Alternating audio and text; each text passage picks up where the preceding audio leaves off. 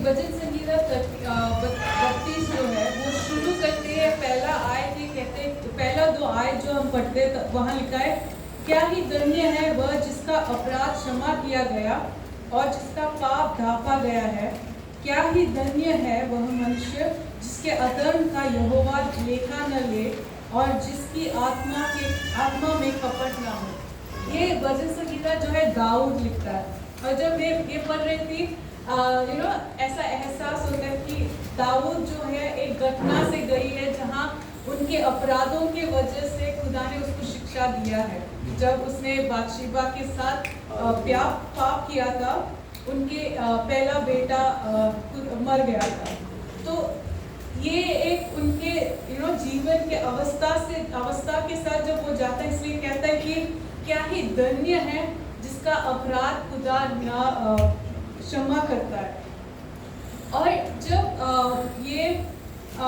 उनका जब हम भी कई बार पाप करते हैं, जब हमें ये पाप की एहसास होता है, हमारे पास दो चॉइसेस है। हम दो चीज़ों में चूज कर सकते हैं और ये हम चुप रह सकते हो या फिर अधर्म को कन्फेस कर सकते हो, एक्नॉलेज कर सकते हो। हमारे पास ये दो चॉइस होता है और ये दोनों चॉइसेस में कॉन्सिक्वेंसेस होता है, ये दोनों चॉइसेस में नतीजा होता है। जब हम तीसरा आयत अगर कोई पढ़ सकते हो। जब मैं चुप रहा तब दिन भर करहाते मेरी हड्डियां पिघल गई। तो हम पहले 3 में और 4 भी पढ़ सकते हो। क्योंकि रात दिन में तेरे हाथ के नीचे दबा रहा और मेरी तरावट धूप काल की सी झुर्राहट बनती गई। ये आयत जब हम पढ़ते हैं, पहला जो है हम अपने पाप छुपा कर सकते हैं, लेकिन जब छुपाते हैं क्या होता है, दाऊद ऐसे एक परिस्थिति से चला गया कि वो सोचा है कि उनका अंत है, जैसे वो अकेला है। जब मैं ये पढ़ रहा था मेरे मन में एक सोच आया, जब हम पाप करते हैं, कई बार हम पाप करते हैं, हम कभी वो कन्फेस नहीं करते, हम खुदा को क्षमा नहीं मांगते। जब हम क्षमा नहीं मांगते, कभी कभी हम प्रार्थना में बैठते तो वो गिल्टी फीलिंग आता है और हम बैठ नहीं सकते कई बार।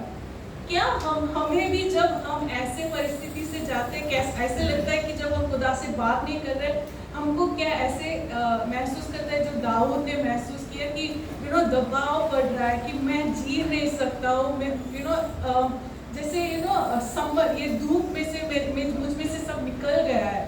क्या हमें भी ऐसे लगता है? या फिर हम कभी हमको रिग्रेट आता है कि हम सोचते हैं कि मैंने ये पाप किया, बाकी बात सोचते ही नहीं है। क्या हमें भी ऐसे होता है? जब ये सोचना ज़रूरी है, जब हम इसके बारे में सोचते हैं तब हमारे क्लोजनेस, हम कितना करीब है खुदा से ये हम जान सकता है। क्या हमें उतना तड़पते हैं हम खुदा के लिए। दूसरी बात जो है वर्स 5, अगर आयत 5 कोई पढ़ सकते हो। जब मैंने अपना पाप तुझ पर प्रकट किया और अपना अधर्म न छिपाया और कहा मैं यहोवा के सामने अपने अपराधों को मान लूंगा, तब तूने मेरे अधर्म और पाप को क्षमा कर दिया। हमें दूसरी चीज़ है, हम खुदा के सामने जा सकते हैं। बेटे जैसे हम खुदा के सामने जाके अपना पापों का कन्फेशन कर सकते हैं। अगर कोई पहले यूहन्ना 1:9 निकालेंगे।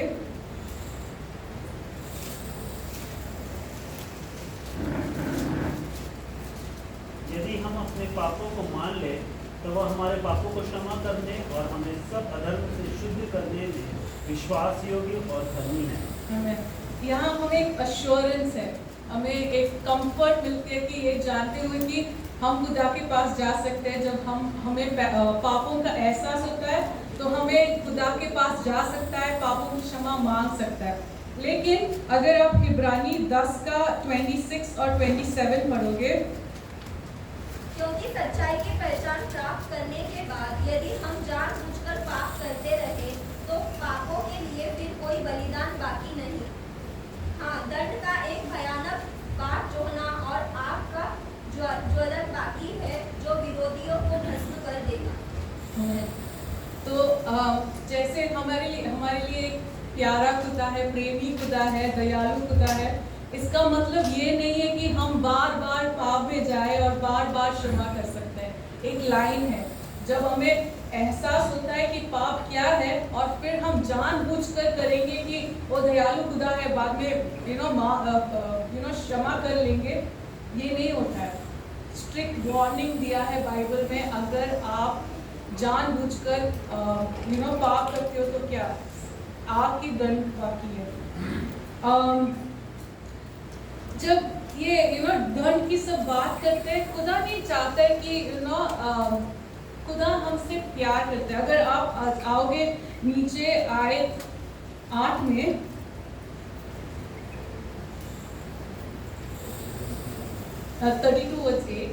मैं तुझे बुद्धि दूंगा और जिस मार्ग में तुझे चलना होगा उसमें तेरी अगुवाई करूंगा। मैं तुझ पर कृपा दृष्टि रखूंगा और सम्मति दिया करूंगा। खुदा ये चाहता है कि हमें मार्ग दिखाए, हमें रास्ता दिखाए, कि हमें बुद्धि दे, काउंसिल करे और हमारी अगुवाई करे।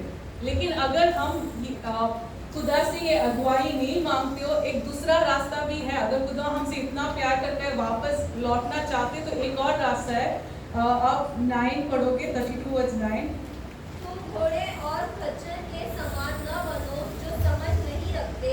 उनकी उमंग लगाम और रात से रोकनी पड़ती है, नहीं तो वे तेरे वश में नहीं आने।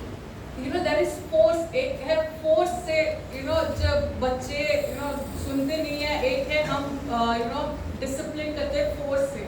और पहले कैसे करते हैं, प्यार से बोलते हैं, समझाते हैं। तो खुदा भी वैसे है। एक खुदा नहीं चाहता है कि वो हम पे फोर्स लगाए, खुदा चाहते हैं कि वो हम उससे बात करें, वो समझ ले, वो अगुवाई ले उनसे।